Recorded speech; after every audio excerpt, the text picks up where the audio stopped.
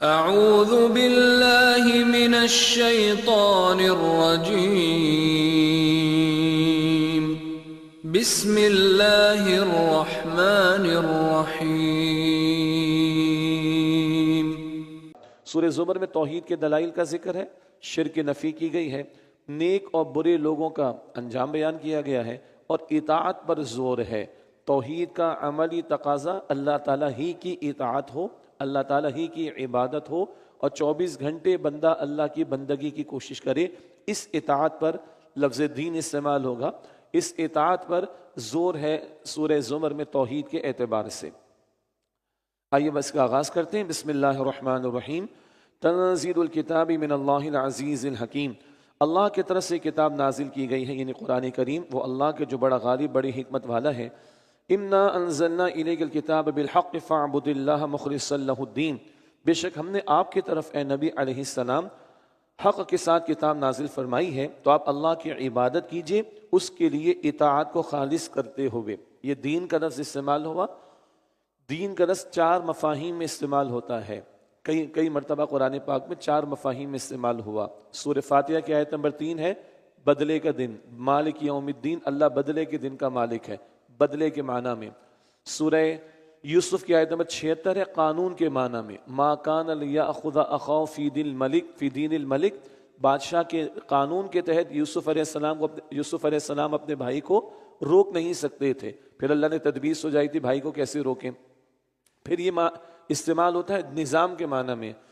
سورہ انفال کی آیت نمبر 39 ہے وَقَاتِلُوهُمْ حَتَّى لَا تَكُونَ فِتْنَةٌ وَيَكُونَ الدِّينُ كُلُّهُ لِلَّهِ۔ جنگ کرو ان کے خلاف، مشرکین کفار کے خلاف، یہاں تک کہ کوئی فتنہ باقی نہ رہے، اور دین یعنی نظام پورے کا پورا اللہ کے لیے ہو جائے۔ اور پھر یہ اطاعت کے معنی میں بھی استعمال ہوتا ہے، جیسے کہ اس مقام پر لفظ دین اطاعت کے معنی میں ہے۔ فَعْبُدِ اللَّهِ، تو آپ اللہ کی عبادت کیجئے، مخلصا لہ الدین، اپنی اطاعت کو اس کے لیے خالص کرتے ہوئے۔ الا للہ الدین الخالص، آگاہ ہو جاؤ، خالص دین یعنی عبادت اور اطاعت تو اللہ ہی کے لیے ہے۔ والذین اتخذوا من دونہ اولیاء، اور جنہوں نے اللہ کے سوا دوسروں کو کارساز بنا رکھا ہے، ما نعبدہم الا لیقربونا الی اللہ زلفی، وہ کہتے ہیں ہم ان کی عبادت صرف اس لیے کرتے ہیں کہ یہ ہمیں اللہ سے قریب کر دیں، یعنی بتوں کو پوجنا یا اللہ اور بندے کے درمیان واسطوں کو رکھنا، یہ کس لیے ہے؟ یہ اللہ تعالیٰ کے ہاں ہمیں قریب کر دیں گے۔ ان اللہ یحکم بینہم فیما ہم فیہ یختلفون، بے شک اللہ تعالیٰ ان کے درمیان اس کا فیصلہ فرما دے گا جس میں وہ اختلاف کر رہے ہیں۔ ان اللہ لا یہدی من ہوا کاذب کفار، بے شک اللہ ہدایت نہیں دیتا اسے جو جھوٹا اور بڑا ناشکرا ہو۔ 2 باتیں، سارے فیصلے بالآخر آخرت میں ہو جائیں گے، اور اللہ اختلافات کا فیصلہ کر دے گا۔ آج جن کو تم پوچھتے ہو کہ اللہ کے قریب کر دیں گے، اس کی کوئی ضرورت ہی نہیں، اللہ سے براہ راست مانگو۔ سورہ البقرہ آیت نمبر 186، رمضان والا رکوع اور روزے کا حاصل بھی، وَإِذَا سَأَلَكَ عِبَادِي عَنِّي فَإِنِّي قَرِيبٌ أُجِيبُ دَعْوَةَ الدَّاعِ إِذَا دَعَانِ، اے میرے نبی علیہ السلام جب میرے بندے آپ سے میرے بارے میں سوال کریں، بے شک میں قریب ہوں۔ أُجِيبُ دَعْوَةَ الدَّاعِ إِذَا دَعَانِ، جب پکارنے والا پکارتا ہے، دعا کرنے والا دعا کرتا ہے، میں اس کی دعا کو سنتا ہوں۔ تو کوئی ضرورت ہی نہیں ہے، براہ راست اللہ سے مانگو۔ اور دوسری بات، ان اللہ لا یہدی من ہوا کاذب کفار، بے شک اللہ ہدایت نہیں دیتا اسے جو جھوٹا اور بڑا ناشکرا ہو۔ جھوٹے کو ہدایت نہیں ملتی، ناشکرے کو ہدایت نہیں ملتی۔ اللہ تعالیٰ ہمیں جھوٹ اور ناشکری سے بچائے، صداقت اور سچائی کی توفیق دے، اور اپنا شکر ادا کرنے کی توفیق عطا فرمائے۔ لو اراد اللہ ان یتخذ ولدا لاصطفى مما یخلق ما یشاء سبحانہ، اگر اللہ ارادہ فرماتا کہ کسی کو اولاد بنائے تو اپنی مخلوق میں سے جسے چاہتا چن لیتا، وہ تو پاک ہے اس سے، اللہ کو اولاد کی کوئی حاجت نہیں۔ اب یہ مضامین بار بار ہم پڑھتے آئے ہیں، اولاد کی ضرورت مخلوق کو تمہیں ہے، اللہ بے نیاز ہے، سب اس کے محتاج ہے، وہ کسی کا محتاج نہیں، اسے کسی اولاد کی ضرورت نہیں۔ هو اللہ الواحد القہار، وہ اللہ اکیلا ہے، سب پر غالب ہے۔ خلق السماوات والارض بالحق، اللہ نے آسمانوں و زمینوں کو برحق پیدا فرمایا۔ یکور اللیل علی النہار ویکور النہار علی اللیل، وہ رات کو دن پر لپیٹتا ہے اور دن کو رات پر لپیٹتا ہے۔ یکورو بڑا پیارا لفظ ہے، یہ لپیٹتا ہے کا ترجمہ ہو رہا ہے، کس معنی میں؟ تو زمین بالکل سرکل تو نہیں ہے نا، بالکل گول تو نہیں ہے، جیو اسفیریکل ہے یا اوول شیپ میں ہے، یعنی ذرا سی چپٹی ہے۔ اگر بالکل گول ہو تو یک دم دن آ جائے گا، یک دم رات آ جائے گی، عجیب مسئلہ ہو جائے گا ہمارے لیے۔ تو وہ اوول شیپ ہے جو اسفیریکل ہے، اللہ لپیٹتا ہے، یکدم دن نہیں آتا، یکدم رات نہیں آتی. ہم سحری مکمل کرتے ہیں، صبح صادق کا وقت ہے، کیا ایک دم سے روشنی ہو جاتی؟ نہیں، تھوڑی تھوڑی کر کے روشنی آتی ہے. غروب کے وقت ہم افطار کرتے ہیں، رات شروع ہو جاتی، کیا یکدم رات آ جاتی ہے؟ تھوڑا تھوڑا کر کے معاملہ تاریکی کا بڑھتا ہے. یہ اللہ تعالیٰ نے نظام رکھا ہے تاکہ اسموتھلی دن رات کا فنکشن چلتا رہے. یکور اللیل علی النہار ویکور النہار علی اللیل، وہ رات کو دن پر لپیٹتا ہے اور دن کو رات پر لپیٹتا ہے. وسخر الشمس والقمر، اور اسی اللہ نے سورج و چاند کو مسخر کر رکھا ہے. کل یجری لاجل مسمی، ہر ایک وقت مقرر تک چل رہا ہے. الا هو العزیز الغفار، آگاہ ہو جاؤ، وہ اللہ بہت غالب، بہت بخشنے والا ہے. خلقکم من نفس واحدہ، اس اللہ نے تمہیں ایک جان سے پیدا فرمایا. ثم جعل منها زوجہا، پھر اسی میں سے اس کا جوڑا بنایا، آدم و حوا علیہ السلام کا ذکر. وانزل لکم من الانعام ثمانیۃ ازواج، اور اپنی قدرت سے تمہارے لیے چوپایوں میں سے 8 جوڑے یعنی نر اور مادہ اتارے، یعنی عطا فرمائے. یہ ہم نے پڑھ لیا تھا، اونٹ ہے اور گائے ہے اور بھیڑ اور بکری، نر اور مادہ. جس ماحول میں قرآن کا نزول، یہی جانور وہاں پائے جاتے تھے، باقی ساری جانوروں کو بھی اللہ تعالیٰ ہی نے پیدا کیا ہے. یخلقکم فی بطون امہاتکم، وہی اللہ تمہیں تمہاری ماؤں کے بطن میں پیدا فرماتا ہے. خلق من بعد خلق، ایک تخلیقی کیفیت سے دوسری تخلیقی کیفیت میں. فی ظلمات ثلاث، 3 تاریک پردوں میں یہ عمل مکمل فرماتا ہے. اللہ اکبر. ہم مجھ جیسا لے مین ہوگا وہ سادہ سی بات بتائے گا آپ کو، ایک ڈاکٹر ہوگا، میڈیکل فیلڈ کا بندہ ہوگا، وہ اس کے حساب سے اس کو ایلیبریٹ کرے گا.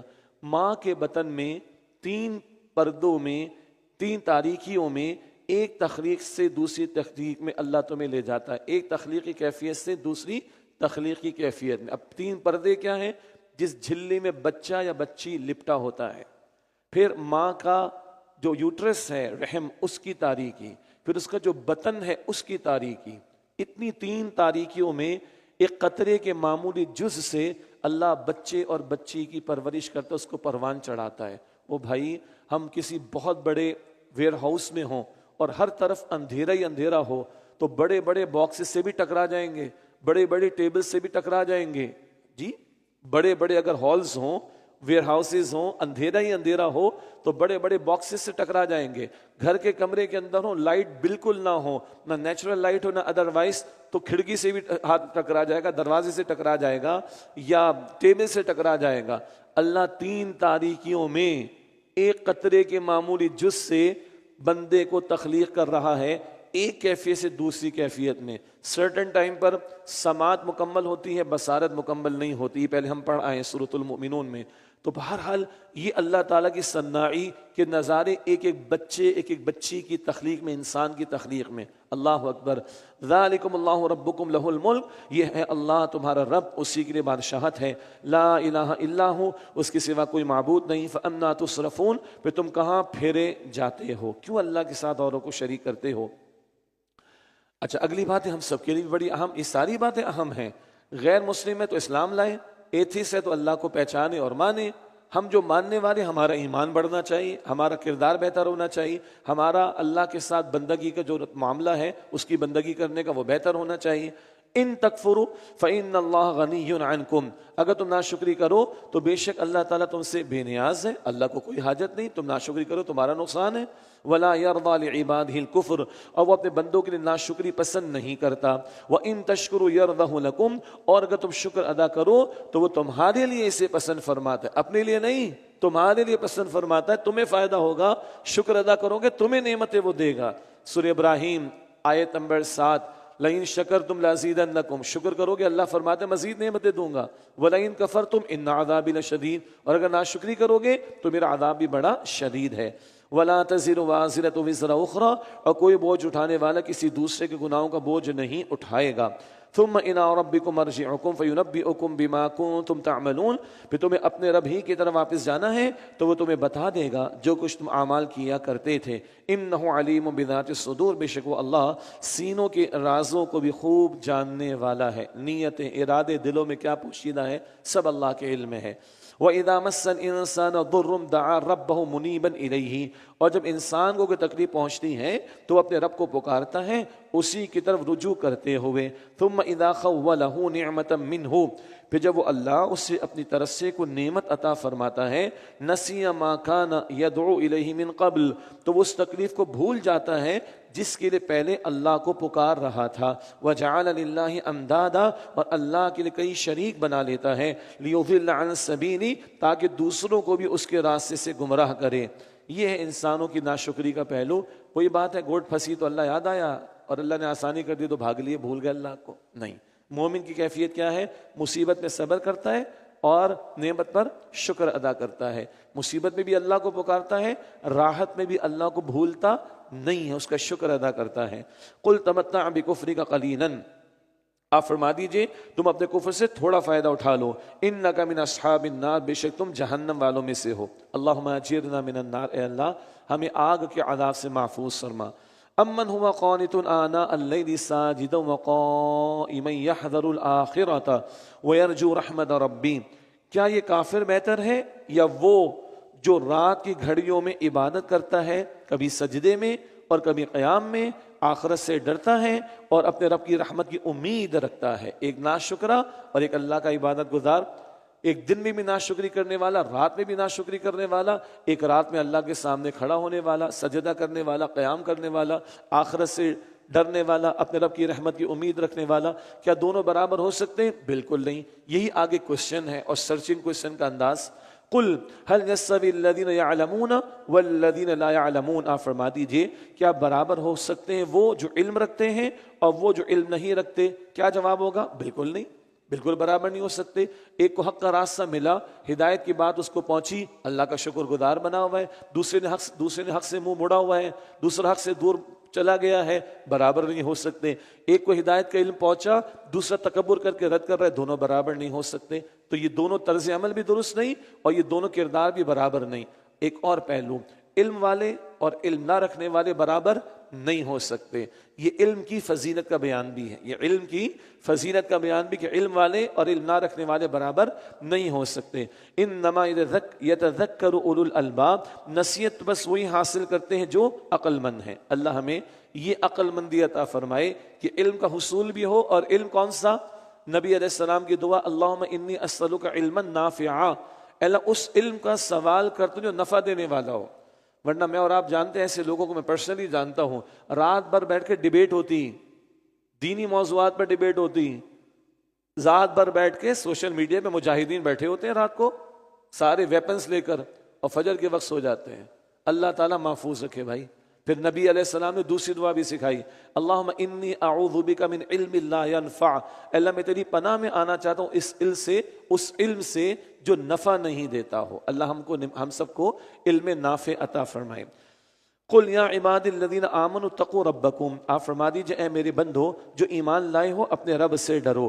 للذین احسنوا فی ہذه الدنیا حسنہ، جنہوں نے اس دنیا میں عمدگی کے ساتھ عمل کیا ان کے لیے بھلائی ہے. وَأَرْضُ اللَّهِ وَاسِعَةٌ، اور اللہ کی زمین وسیع ہے. جب یہ بیان آتا ہے تو اس کا مطلب یہ ہوتا ہے کہ اللہ کی زمین وسیع ہے. کبھی گھر بار کو چھوڑنا پڑے تو ہجرت کے لیے تیار رہنا. ایک زمین میں زندگی تنگ، ایمان بچانا مشکل، دین پر عمل کرنا مشکل، دین پر قائم رہنا مشکل، تو کسی ایسے خطے میں ہجرت کر جاؤ جہاں ایمان بچانا، دین پر عمل کرنا، استقامت کا مظاہرہ کرنا ممکن ہو. وَأَرْضُ اللَّهِ وَاسِعَةٌ، اور اللہ کی زمین وسیع ہے.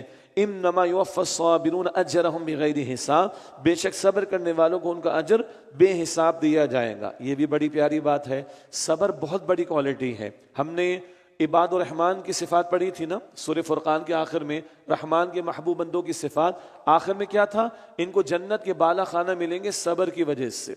ہم رمضان شریف کے بارے میں نبی علیہ السلام کا خطبہ پڑھتے ہیں فضیلت قرآن پر، وَهُوَ الشَّهْرُ الصَّبْرُ وَالصَّبْرُ ثَوَابُهُ الْجَنَّةُ، رمضان صبر کا مہینہ ہے اور صبر کا بدلہ جنت ہے. صبر پر جنت، صبر پر جنت کے بالا خانے. یہاں کیا فرمایا؟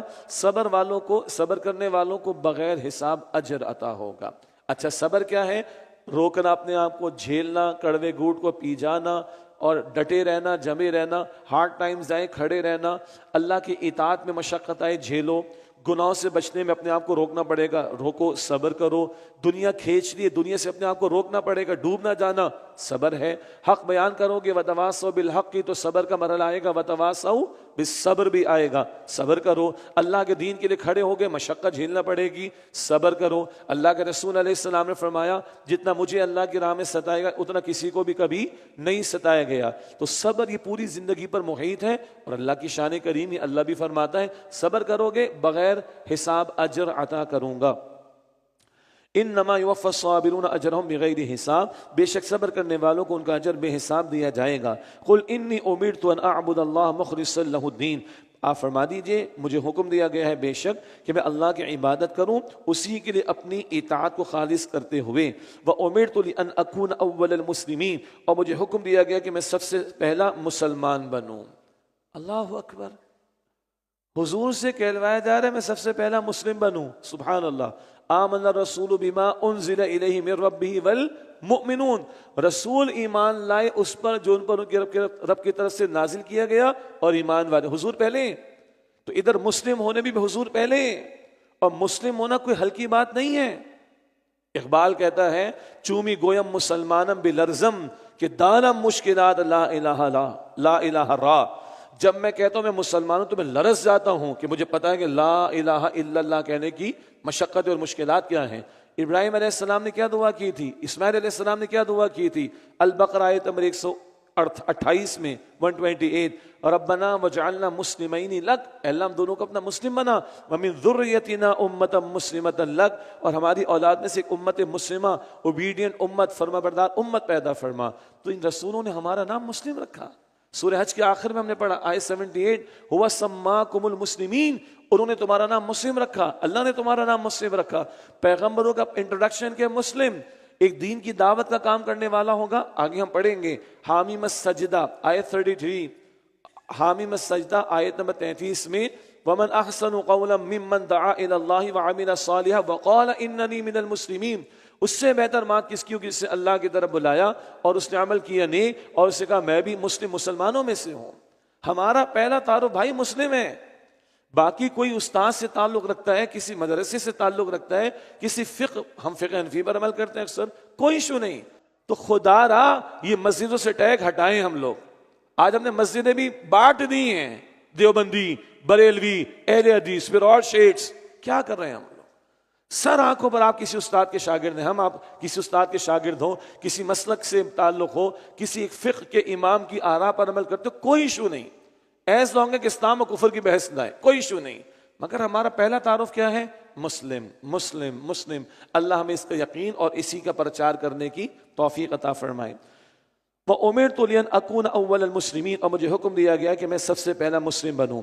یہ سورہ زمر ہے اور توحید کے تقاضے آ رہے ہیں، اور توحید کا تقاضا ہے کہ اللہ کے مسلم بنو، اللہ کے اطاعت گزار بنو، ٹوٹیلٹی میں 24 گھنٹے اپنے آپ کو اللہ کے حکم کے سامنے جھکاؤ۔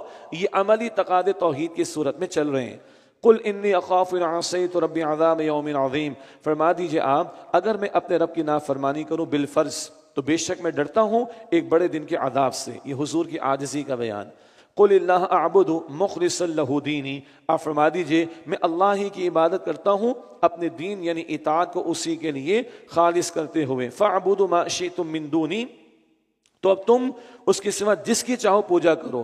قل ان الخاسرین الذین خسروا انفسهم واہلیہم یوم القیامہ، آپ فرما دیجئے بے شک نقصان اٹھانے والے وہ ہیں جنہوں نے اپنے آپ کو اور اپنے گھر والوں کو قیامت کے دن نقصان میں ڈالا۔ الا ذلک هو الخسران المبین، آگاہ ہو جاؤ کہ یہی تو کھلا نقصان ہے، سب سے بڑا خسارہ آخرت کا بھائی۔ اور یہاں فرما رہے قرآن پاک اصل میں خسارے میں کون؟ جنہوں نے اپنے آپ کو اور اپنے گھر والوں کو قیامت کے دن خسارے میں ڈالا۔ آج ہم دیکھ لیں الحمدللہ مبارک محفلوں میں ہم فیملیز کے ساتھ آ رہے ہیں، اللہ قبول فرمائے، اللہ ہمارے گھرانوں کو جنتی گھرانے بنائے۔ قرآن پاک کہتا ہے سورہ طور آیت 21، بشارت پہلے سن لیں، سورہ طور آیت 21 27 پارے میں پڑھیں گے، والذین آمنوا واتبعتهم ذریتهم بایمان الحقنا بهم ذریتهم وما التناهم من عملهم من شیء، جو لوگ ایمان لائے اور ان کی اولاد نے ایمان میں ان کی پیروی کی، ایمان پر تھے، ماں باپ بھی اور اولاد بھی ایمان پر جمے ہوئے تھے، ایمان کے تقاضوں پر عمل تھا گھر میں، ان کی اولاد کو جنت میں ملا دیں گے، عمل میں کوئی کمی نہیں کریں گے. جنت میں درجات بہت ہیں. اللہ نیچے والوں کو اوپر والوں کے ساتھ لے جا کر فیملی کو جمع کر دے گا. اللہ یہ گھرانے ہمیں عطا فرمائے. یہ سورہ طور آیت 21 ہے. لیکن پھر اللہ ہمیں کہتا بھی ہے, فرماتا بھی ہے, سورہ تحریم آیت نمبر 6 28 سے پارے میں پڑھیں گے انشاءاللہ. سورہ تحریم آیت نمبر 6, قو انفسکم واہلیکم نارا, اپنے آپ کو اور اپنے گھر والوں کو جہنم کی آگ سے بچاؤ. دین پر لے کر آنے کی کوشش کرنا, گھر والوں کو اللہ کی بندگی کی طرف لانا, گناہوں سے بچنا, ان کو بچانا, حرام مال گھر میں نہ آئے, بے حیائی کا طوفان گھر میں نہ آئے, نافرمانی کے کام گھر میں نہ ہو. یہ کریں گے تو بچیں گے. لیکن نہ اس بات کی فکر ہے کہ گھر میں حلال ہے کہ حرام, نہ اس بات کی فکر ہے کہ گھر والوں کا کردار کیا ہے, نہ اس بات کی فکر ہے کہ گھر والے اللہ کی بندگی کر رہے ہیں کہ نہیں, نہ اس بات کی فکر ہے کہ گھر والوں کی حیا محفوظ ہے کہ نہیں, اور بس چل رہا ہے سب کچھ. تو پھر سب سے بڑا خسارہ یہ ہے کہ وہ لوگ جنہوں نے اپنے آپ کو اور اپنے گھر والوں کو قیامت کے دن خسارے میں ڈالا. اللہ ہمیں ہمارے گھرانوں کی فکر کرنے کی اور ان کو دین پر مزید آگے بڑھانے کی توفیق عطا فرمائے. دیکھیے نا, ہم کہتے ہیں we are very sincere with our family, ہم بڑے مخلص اپنی فیملی کے ساتھ. اے سی لگا دی گھر میں کہ چلو بچوں کو ٹھنڈک ملے گی گرمی میں, جنریٹر لگا دیا, یو پی ایس لگا دیا, کیا لگا دیا آج کل, سولر لگا دیا ہم نے تاکہ بچوں کو گرمی فیل نہ ہو. جہنم کی گرمی سے بچانے کے لیے کچھ کیا ہم نے, یا کر رہے ہیں؟ اور نہیں تو کیا سنسیئرٹی, خاک کی سنسیئرٹی. 60 70 80 سے زیادہ عمر نہیں ہماری, اور جہنم ہمیشہ کی ہے. استغفر اللہ.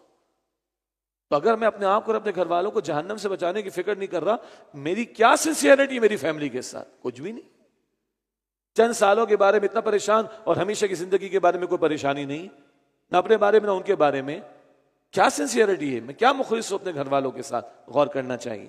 فرمایا جہنم کا بڑا شدید بیان, لہم من فوقہم ظلل من النار ومن تحتہم ظلل, ان کے لیے ان کے اوپر سے آگ کے شعلے ہوں گے اور ان کے نیچے بھی آگ کے شعلے ہوں گے. استغفر اللہ. اوپر بھی آگ, نیچے بھی آگ. اللہم اجرنا من النار, اے اللہ میں آگ کے عذاب سے محفوظ فرما. ذالک یخوف اللہ بہ عبادہ, ذالک یخوف اللہ بہ عبادہ, یہ وہ عذاب ہے جس سے اللہ اپنے بندوں کو ڈراتا ہے. یا عباد فاتقون, اے میرے بندو مجھ سے ڈرو. وہ اللہ جو رحمان ہے وہ ڈرا رہا ہے, وہ اللہ جو رحیم ہے وہ ڈرا رہا ہے, وہ اللہ جو کریم ہے وہ ڈرا رہا ہے. اس کی رحمت کا مظہر ہے, وہ تمہیں ابھی ڈرا رہا ہے. بچاؤ اپنے آپ کو جہنم کی آگ سے.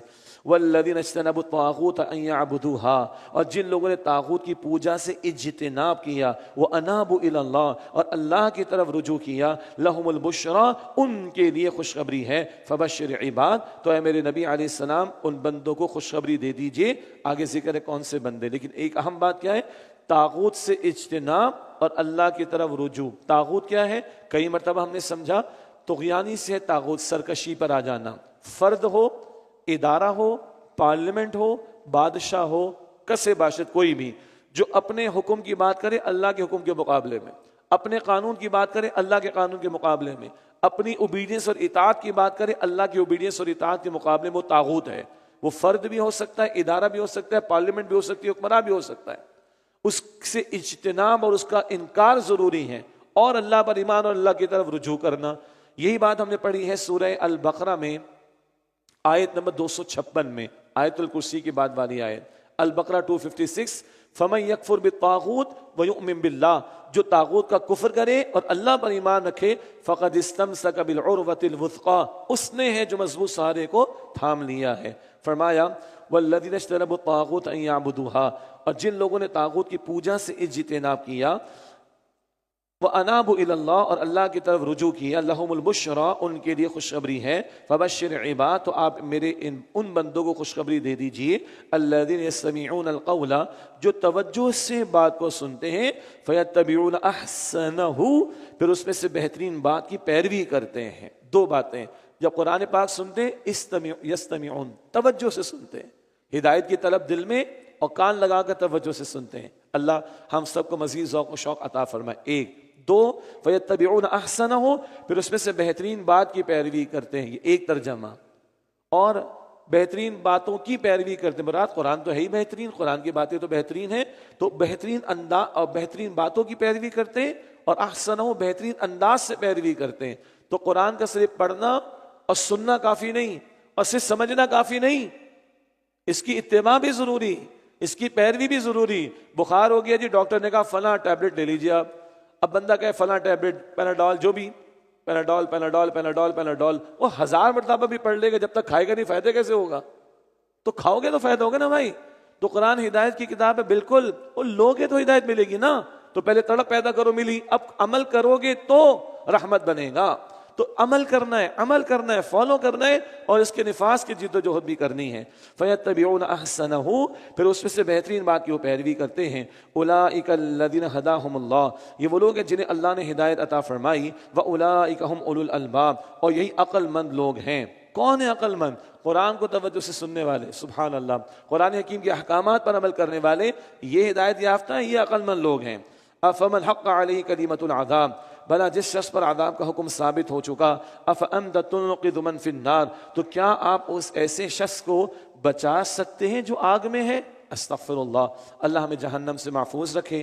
لیکن الذین اتقوا ربہم، لیکن وہ لوگ جنہوں نے اپنے رب کا تقوی اختیار کیا، گناہوں سے بچے، لہم غرف من فوقہا غرف مبنیۃ، ان کے لیے جنت کے بالا خانے ہیں جن کے اوپر اور بالا خانے بنے ہوئے ہیں۔ ہم عام طور پر کہتے ہیں ملٹی سٹوری بلڈنگز، لیکن بڑے اچھے الفاظ ملے ہیں، اسکائی اسکریپرز، یعنی وہ بلڈنگز کہ جن میں بہت سارے فلورز ہوں اور وہ رہائش کے لیے ہوں، اسکائی اسکریپرز۔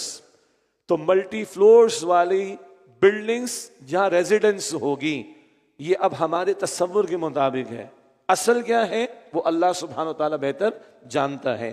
تجری من تحت الانہار، جن کے نیچے سے نہریں جاری ہیں، وعد اللہ، یہ اللہ کا وعدہ ہے، لا یخلف اللہ المیعاد، اللہ وعدے کے خلاف نہیں کرتا۔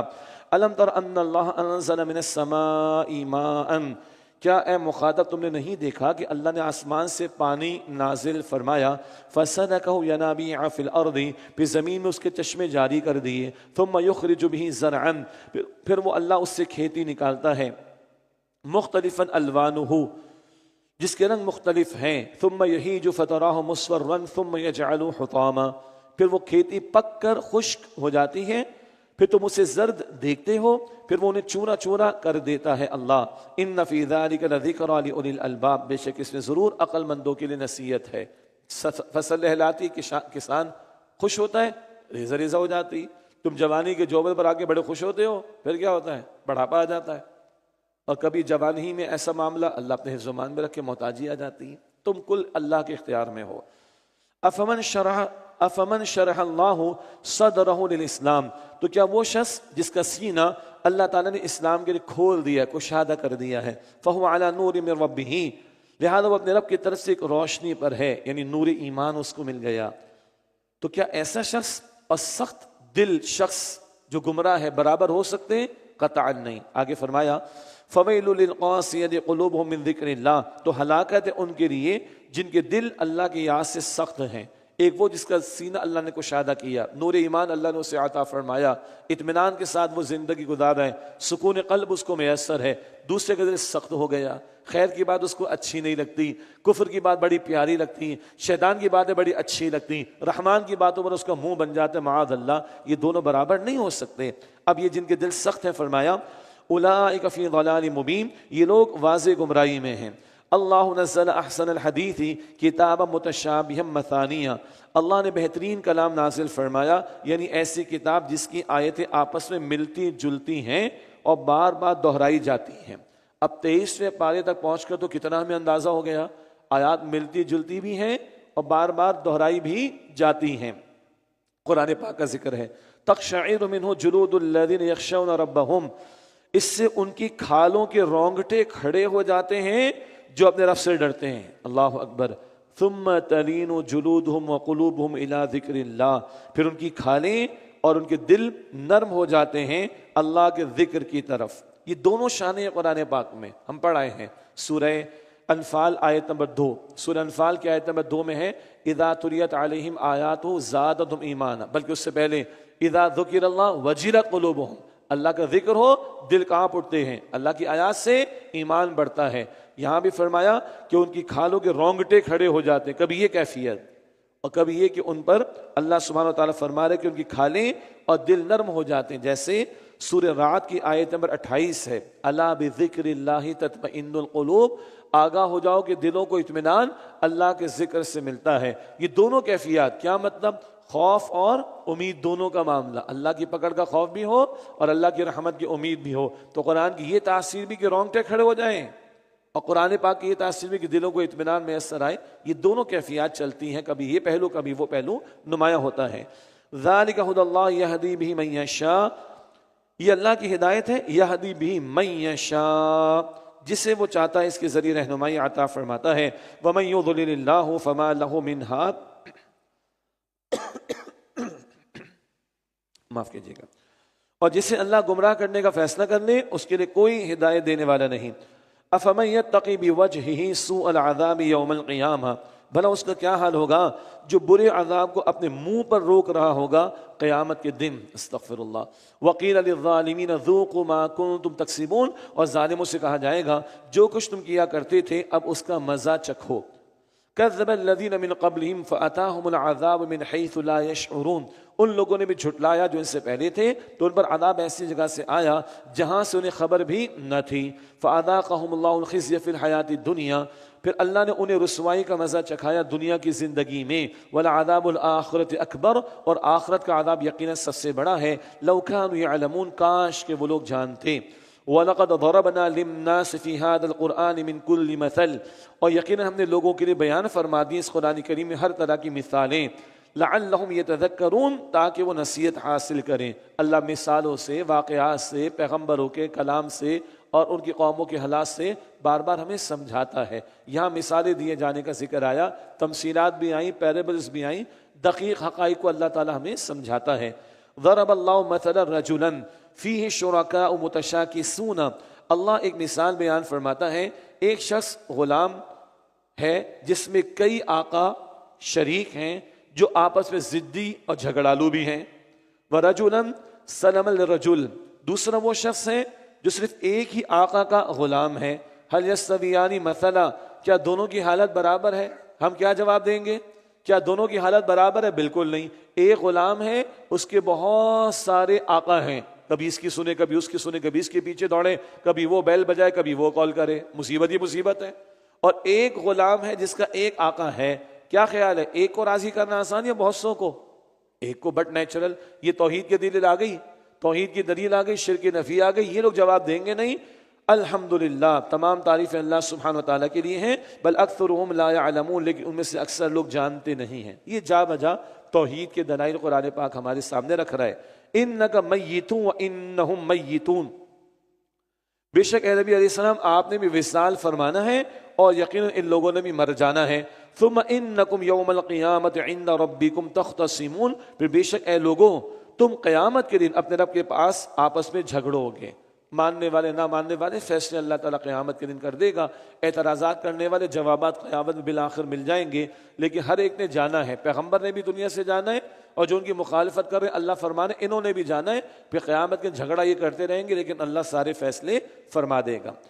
اس کے بعد الحمدللہ قرآن پاک کے 24ویں پارے کا ہم آغاز کریں تو 24ویں پارے کا آغاز ہے فَمَنْ أَظْلَمُ مِمَّنْ كَذَبَ عَلَى اللَّهِ وَكَذَّبَ بِالصِّدْقِ إِذْ جَاءَ، تو اس سے بڑا ظالم کون ہوگا جو اللہ پر جھوٹ بولے اور سچ کو جھٹلائے جبکہ وہ اس کے پاس آ جائے۔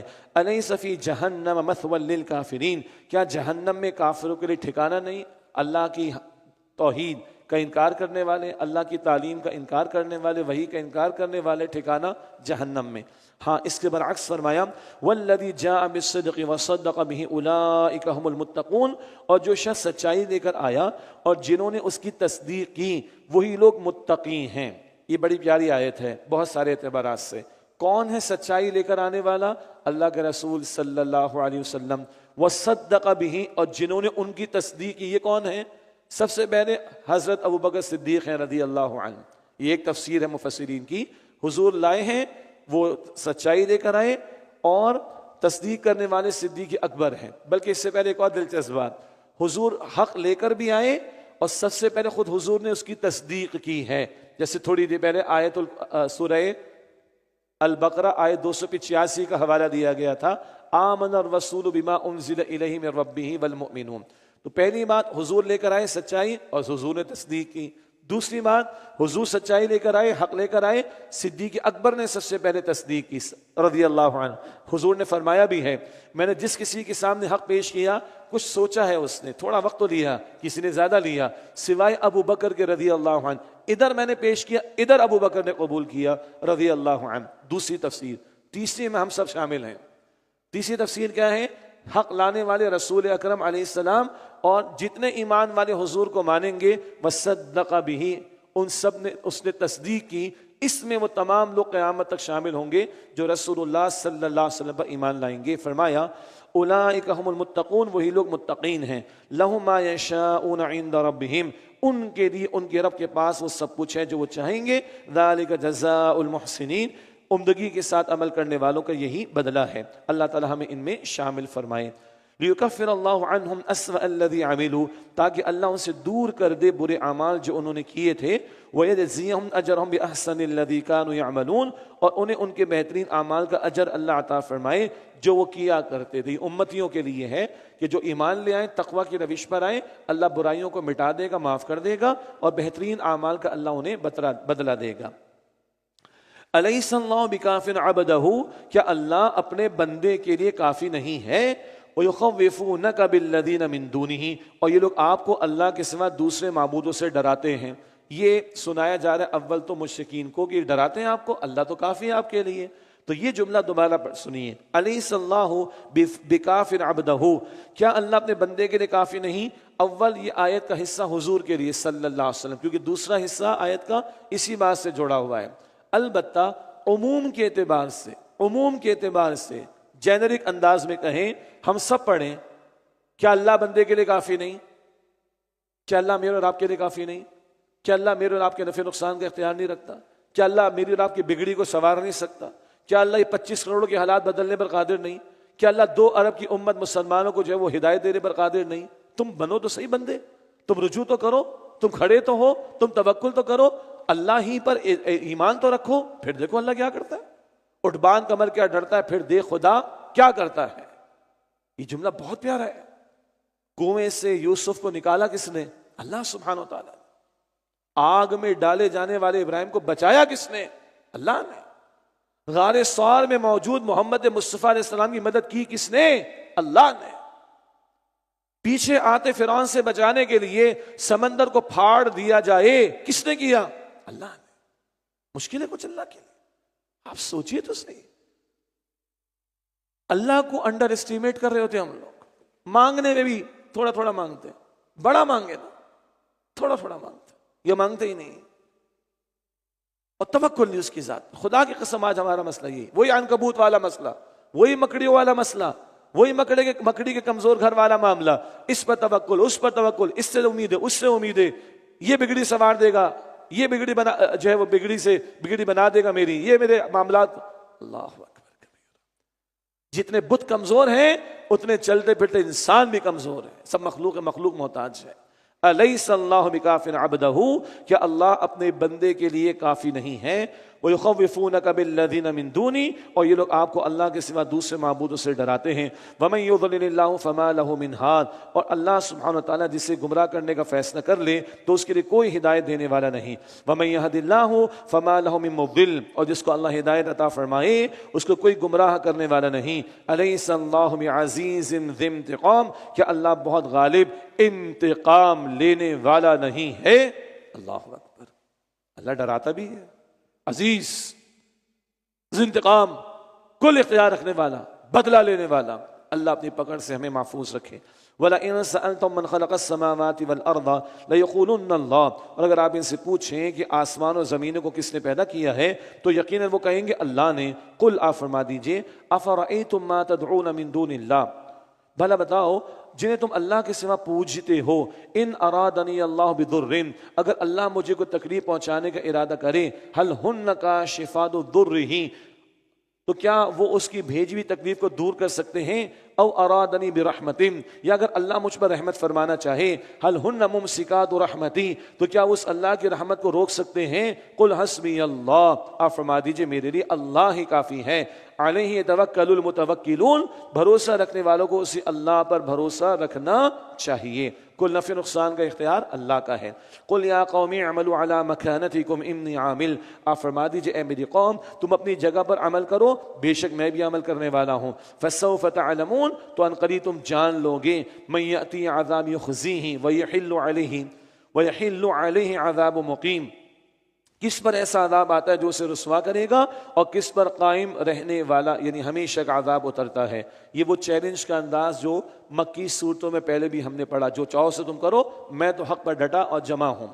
انا انزلنا علیک الکتاب للناس بالحق، بے شک ہم نے آپ پر لوگوں کے لیے کتاب نازل فرمائی حق کے ساتھ۔ فمن اہتدی فلنفسہ، تو جس شخص نے ہدایت قبول کی تو اپنے ہی فائدے کے لیے۔ ومن ضل فانما یضل علیہا، اور جو گمراہ ہوا تو اس کی گمراہی کی ذمہ داری اسی پر ہے۔ وما انت علیہم بوکیل، اور آپ صلی اللہ علیہ وسلم ان کے ذمہ دار نہیں۔ پیغمبر کا کام بتانا سمجھانا ہے، منوانا نہیں ہے۔ فذکر انما انت مذکر لست علیہم بمسیطر، سورہ غاشیہ آخری پارہ اس کے آخر میں آپ نصیحت کیجئے، آپ کا کام نصیحت کرنا ہے، آپ نصیحت فرمانے والے ہیں، جبر کر کے منوانا آپ کا کام نہیں۔ اچھا یہ حضور کا نہیں تو باقی کسی کا بھی نہیں۔ بعض مرتبہ ہم لوگ پریشان ہوتے ہیں، بھائی دعوت دے رہے لوگ آ نہیں رہے، ہم دعوت دے رہے لوگ سن نہیں رہے، ہم سمجھا رہے لوگ مان نہیں رہے، تو بھی منوانا ہمارا کام تھوڑا ہی ہے؟ نبیوں کا کام نہیں تھا، ہمارا کہاں سے ہو گیا؟ دعوت دینا، تبلیغ کرنا، پہنچانا، سمجھانا، بتانا، انوائٹ کرنا ہمارا کام ہے، دل میں ڈالنا تو اللہ کا اختیار ہے نا، ہمارا تھوڑی ہی۔ اور ہم نتیجے کے ذمہ دار نہیں، ہم محنت کرنے کے مکلف یعنی ذمہ دار ہیں۔ اللہ یتوفی الانفس حین موتہا، اللہ ہی روحوں کو ان کی موت کے وقت قبض کر لیتا ہے۔ واللتی لم تمت فی منامہا، اور جن کی موت نہیں آئی ہوتی ان کو بھی ان کی نیند کی حالت میں قبض کر لیتا ہے۔ اور روزانہ ہم سوتے ہیں اور جاگتے ہیں، اللہم بسمک اموت و احیا، اللہ تیرے نام سے مرتا ہوں اور جیتا ہوں، تو روز اللہ روح لے رہا ہے۔ لیکن آگے فرمایا فیمسک التی قضا علیہ الموت، پھر روک لیتا ان روحوں کو جن کی موت کا فیصلہ کرتا ہے۔ جن کی موت کا فیصلہ ہو گیا ان کی روح روک لی گئی، اب واپس نہیں لوٹائی جاتی جسم میں۔ سنیے گا، روک لی جاتی واپس نہیں لوٹائی جاتی جسم میں۔ تو جس وقت ہم سوتے تو روح لے لی جاتی ہے بھائی، اور روح کے لیے ٹائم فیکٹر نہیں ہے، وہ عالم امر میں سے ہے، کوئی ٹچ کرے گا فوراً آگے واپس۔ اللہ اکبر۔ یہاں فرمایا فیمسک التی قضا علیہ الموت، پھر روک لیتا ان روحوں کو جن کی موت کا فیصلہ کرتا ہے۔ ویرسل الاخری الی اجل مسمی، اور دوسری روحوں کو ایک مقررہ مدت تک چھوڑ دیتا ہے، جب وقت معین آئے گا تو بالکل روک لے گا۔ اور جو اللہ آج صبح اٹھاتا ہے ہمیں، سونے کے بعد اٹھاتا ہے، کل قیامت کے دن بھی وہی ہمیں اٹھانے پر قادر۔ ان فی ذلک لآیات لقوم یتفکرون، بے شک اس میں نشانی ان لوگوں کے لیے جو غور و فکر کرتے ہیں۔ ام اتخذوا من دون اللہ شفعاء، کیا انہوں نے اللہ کے سوا کو سفارشی بنا لیے ہیں؟ قل آپ فرما دیجئے اولو كانوا لا يملكون شيئا ولا يعقلون، کیا اگرچہ وہ کچھ بھی اختیار نہ رکھتے ہوں اور نہ کچھ سمجھتے ہوں، تب بھی تم سمجھتے ہو کہ تمہاری شفاعت کریں گے؟ قل آپ فرما دیجئے للہ الشفاعۃ جمیعا، شفاعت کا سارا اختیار اللہ ہی کے لیے ہے۔ لہ ملک السماوات والارض، اللہ ہی کے لیے آسمانوں اور زمینوں کی بادشاہت ہے۔ ثم الیہ ترجعون، پھر اس اللہ کی طرف تم سب لوٹائے جاؤ گے۔ وَإِذَا ذُكِرَ اللَّهُ وَحْدَهُ اشْمَأَزَّتْ قُلُوبُ الَّذِينَ لَا يُؤْمِنُونَ بِالْآخِرَةِ، اور جب اکیلے اللہ کا ذکر کیا جاتا ہے تو ان کے دل نفرت کرنے لگتے ہیں جو آخرت پر ایمان نہیں رکھتے۔ اللہ کی توحید بیان ہو تو ان کافر مشرکوں کے چہرے بگڑ جاتے ہیں، اور ان کے بتوں کی بات کی جائے تو بڑے خوش ہوتے ہیں۔ اللہ کا ذکر ان کو پسند نہیں، شرک کی بات تو کفر کی بات تو ان کو بہت پسند ہے۔ یہ تو ایک بات ہوئی۔ اس مقام پر ہمارے ہاں مسلکی مباحث لوگوں نے بہت چھیڑے ہیں اور ہمیں کوئی شوق نہیں ہے۔ ذرا اس سے نیچے آ کر اللہ کا ذکر ہو تو ان کے چہرے بگڑ جاتے ہیں، اور بتوں کو دیگر کا ذکر ہو تو بڑا مزہ آتا ہے۔ گناہوں کے کام میں بڑا مزہ آ رہا ہوتا ہے، اور قرآن کی محفلیں بھاری پڑ رہی ہوتی ہیں۔ ذرا جمعے کا خطبہ 2 منٹ لیٹ کیا ہو گیا، سب نے گھڑیاں دیکھ رہا اور مولوی صاحب کو دکھانا شروع کر دی۔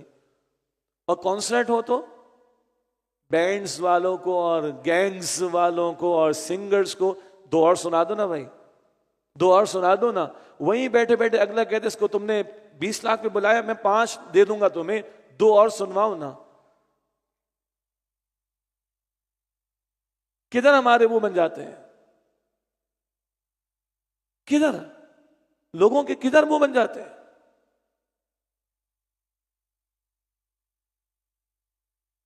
کہاں لوگوں کے منہ بن جاتے ہیں؟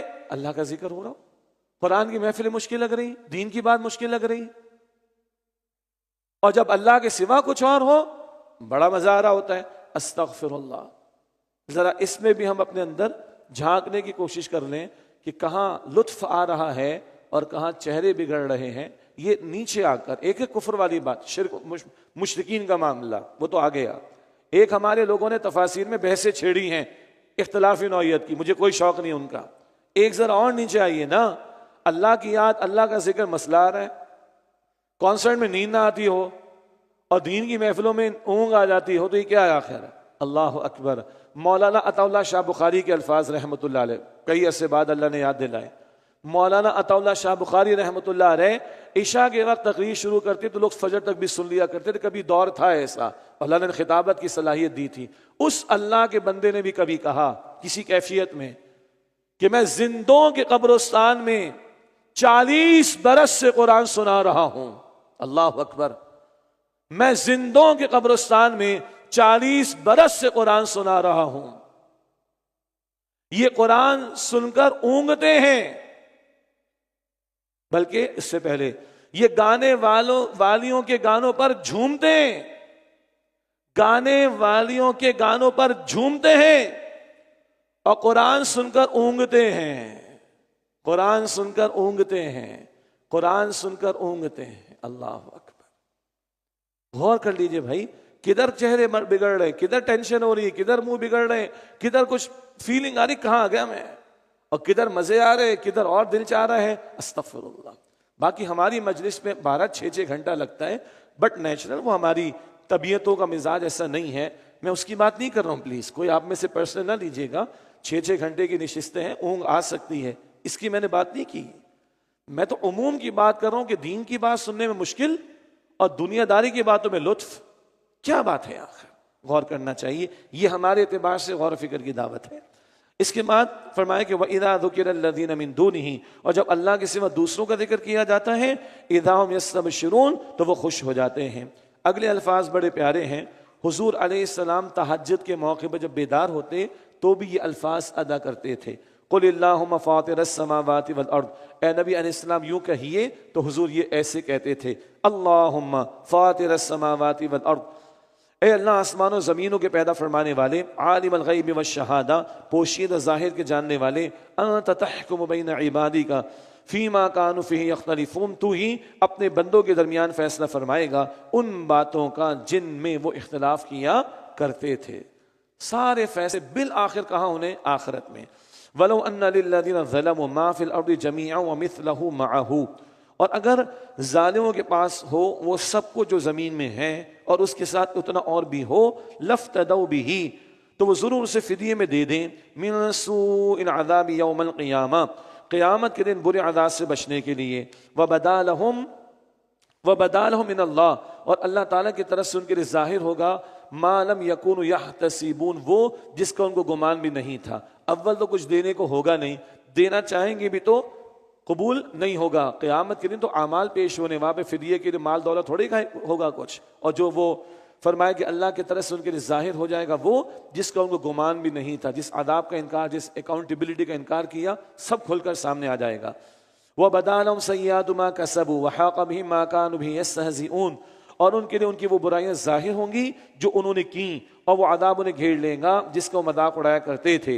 فَإِذَا مَسَّ الْإِنسَانَ ضُرٌّ دَعَانَا، بس جب انسان کو تکلیف پہنچتی ہے تو ہمیں پکارتا ہے.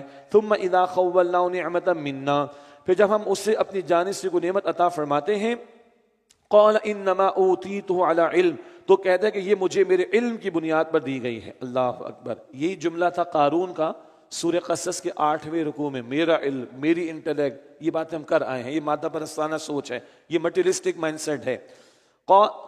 بل ہی فتنۃ ولکن اکثرهم لا يعلمون، بلکہ وہ ایک آزمائش ہے لیکن ان میں سے اکثر لوگ نہیں جانتے.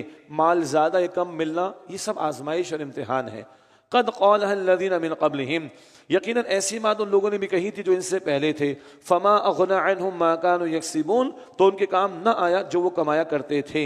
فاصابهم سیئات ما كسبوا، پس ان کے اعمال کے برے نتائج ان کے سامنے آئے. ان کی ترقی، ان کے وسائل کچھ اللہ کی پکڑ سے ان کو بچا نہ سکے. والذین ظلموا من هؤلاء، اور ان لوگوں میں سے بھی جو ظالم ہیں، سیصیبهم سیئات ما کسبوا، ان قریب ان کے اعمال کے برے نتائج انہیں بھگتنے پڑیں گے. وما هم بمعجزین، اور وہ اللہ کو عاجز نہیں کر سکتے. اولم یعلموا، اور کیا وہ جانتے نہیں، ان اللہ یبسط الرزق لمن یشاء ویقدر، بے شک اللہ ہی ہے جس کے لیے چاہتا ہے رزق کو کشادہ فرما دیتا ہے اور جس کے لیے چاہتا ہے تنگ کر دیتا ہے. یہ اللہ کی مشیت. ان فی ذلک لآیات لقوم یؤمنون، یقیناً اس میں نشانیاں ہیں ان لوگوں کے لیے جو ایمان رکھتے ہیں. اللہ ہمیں سچا پکا ایمان نصیب فرمائے. وآخر دعوانا ان الحمد للہ رب العالمین.